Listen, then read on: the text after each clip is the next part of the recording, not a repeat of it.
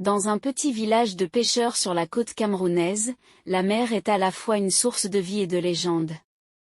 Les anciens racontent qu'une divinité, Mami Wata, la sirène de l'océan, règne sur les profondeurs et veille sur les eaux. Selon la légende, elle chante chaque nuit à la surface, attirant les âmes imprudentes qui osent défier la mer après le coucher du soleil. Quiconque l'entend doit choisir entre un destin de gloire et une servitude éternelle dans les abysses. Ndumbe, un jeune pêcheur d'une vingtaine d'années, vit avec sa grand-mère, Nana Mbango, une femme sage respectée dans le village.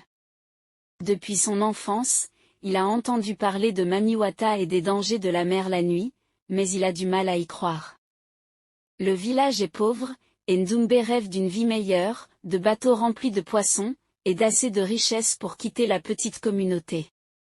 Un jour, après une mauvaise journée de pêche, il entend parler d'un autre villageois qui a attrapé une grande quantité de poissons en pêchant tard dans la soirée, défiant les croyances populaires.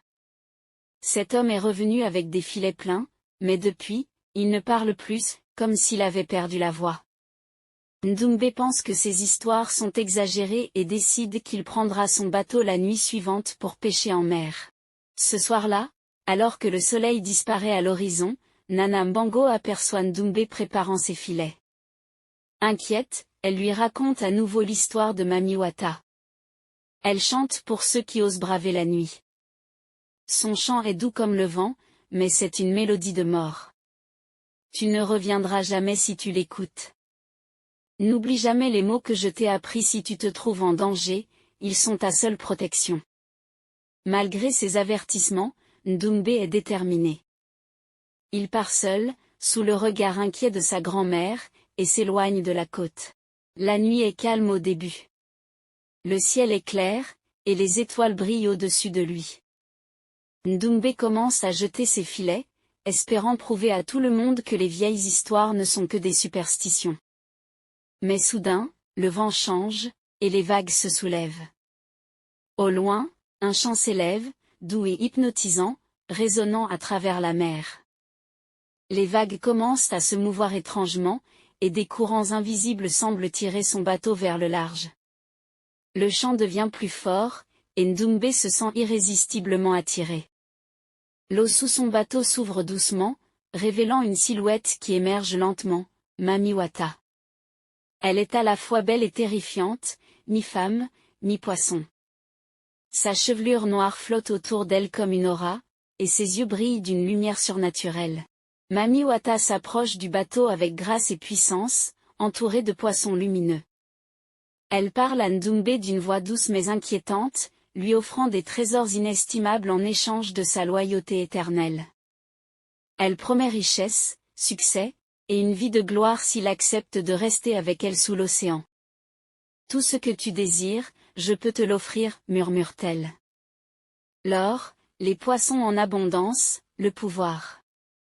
Mais en retour, tu resteras avec moi, à jamais. Ndumbe est troublé, partagé entre son ambition de richesse et la terreur qu'il ressent face à cette créature mystique. Il pense à sa grand-mère, à son village, et aux avertissements qu'elle lui a donnés. Alors que Mami Wata s'approche encore plus près, Ndumbe sent l'eau se refermer autour de lui, l'attirant vers le fond. Son bateau tangue dangereusement.